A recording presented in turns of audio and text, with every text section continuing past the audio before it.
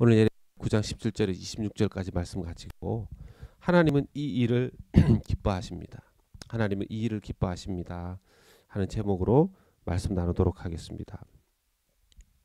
예레미야 시대에 하나님께서 가장 강하게 책망하시는 것, 그들의 잘못을 지적하시는 것 중에 하나가 뭐냐면 예루살렘에 대한 예루살렘 성전에 대한 맹목적인 그들의 믿음에 대한 하나님의 책망이 있습니다. 이때 당시에 예루살렘에 거하는 유대인들에게는 소위 예루살렘 불패론, 예루살렘 불멸 사상, 이런 것들이 생겨났습니다. 이런 생각들이 생겨난 이유가 이전에 예루살렘 성이 몇 차례 공격을 당한 적이 있어요. 그 중에 가장 유명한 것이 히스기야 왕 때 아수르 왕 산헤립이 쳐들어왔지만 함락시키지 못했고, 아수르 왕 산헤립은 자기 곳으로, 자기 나라로 돌아가서 죽게 됩니다. 이런 큰 사건들을 예루살렘이 겪으면서 이겨내면서 그것이 이후에 예루살렘 불패 사상, 예루살렘 불멸 사상으로 이어진 것입니다. 근데 이것은 잘못된 신화를 만들어낸 셈이 된 것이죠. 인간의 믿음이 잘못 왜곡이 되면 자꾸 신화가 만들어집니다. 진정한 믿음은 이런 신화에 의해서 만들어지는 것이 아니라 진정한 믿음은 하나님의 말씀으로 만들어지고 세워지는 것이죠. 하나님께서는 잘못된 믿음을 가지고 잘못된 신앙생활을 하고 있는 예루살렘과 유대인들을 향해서 계속 예언의 말씀을 주고 있는 것 아닙니까? 예레미야를 통해서. 예레미야를 제외한 그때 당시에 나머지 선지자들은 문제가 없을 것이다, 괜찮다, 걱정하지 마라, 이런 메시지만 계속 했습니다.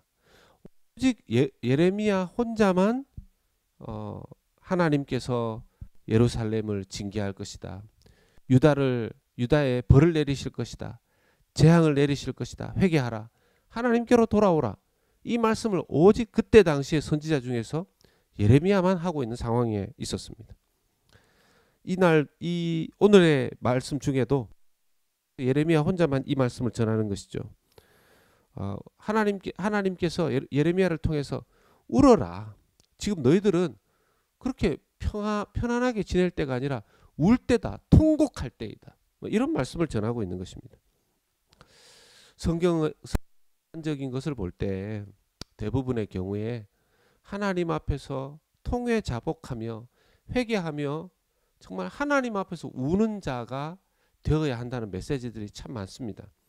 시편 126편 5절 6절 말씀 보면 눈물을 흘리며 씨를 뿌리는 자는 기쁨으로 거두리로다.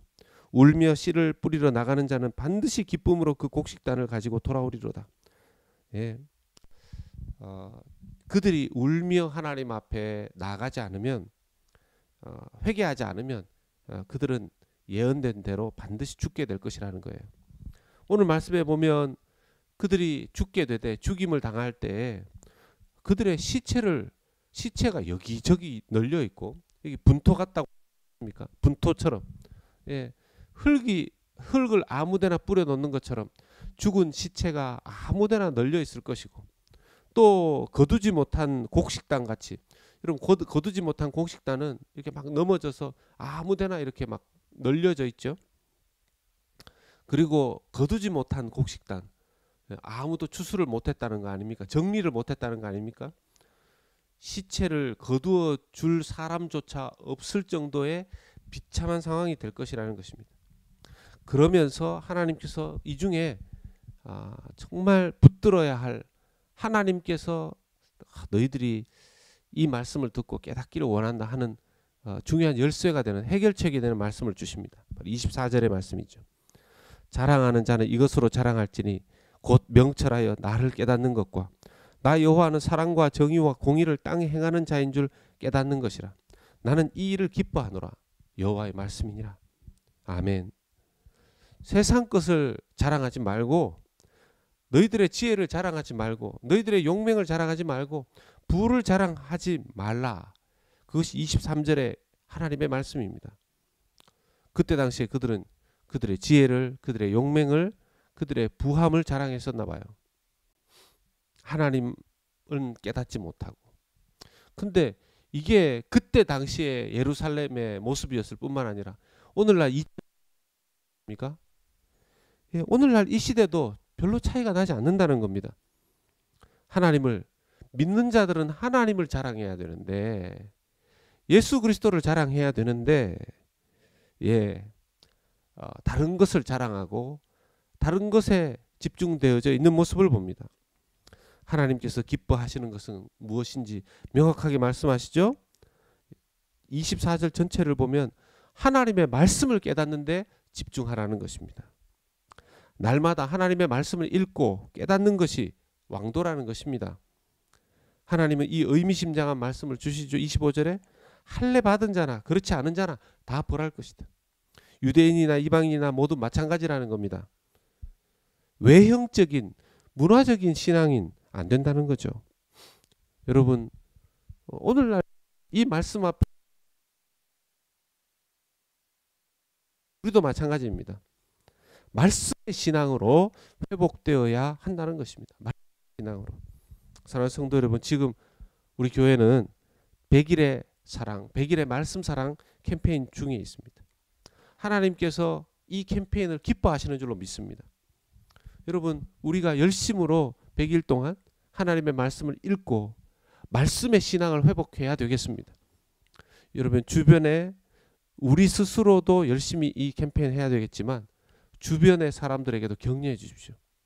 예, 굳이 뭐 새로 창세기부터 시작하지 않아도 되죠. 성경 읽고 있는 분들이 있다 계속 읽자고 읽어 나가자고 우리가 격려하고 도전해야 될 것입니다. 말씀 신앙이 회복되어짐으로 하나님을 기쁘시게 하는 우리가 될 수 있기를 예수 그리스도 이름으로 축원합니다. 아멘.